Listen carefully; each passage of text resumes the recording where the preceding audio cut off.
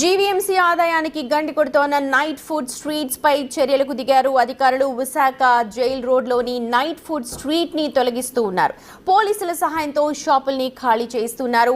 15 రోజుల్లో ఖాళీ చేయిస్తాము అంటూ గతంలోనే నోటీసులు జారీ చేశామంటున్నారు అధికారులు. అయితే అధికారుల తీరుకు నిరసనగా ఆందోళన చేస్తున్నారు. ఇటు నైట్ స్ట్రీట్ ఫుడ్ కోర్ట్ యజమానులంతా తమకు ఎలాంటి నోటీసులు జారీ చేయలేదు అంటూ రోడ్డుపై బైఠాయించి నిరసన వ్యక్తం చేస్తున్నారు.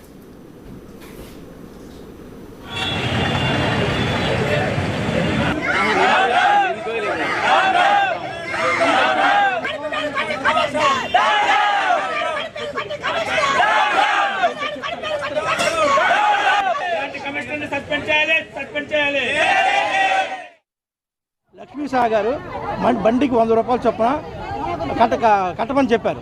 ఫీజు కట్టమన్నారు. మేము ప్రతి ఒక్కరు 100 రూపాయలు చొప్పున కడితే ఆ 100 రూపాయలని పెనాల్టీ కింద రాస్తే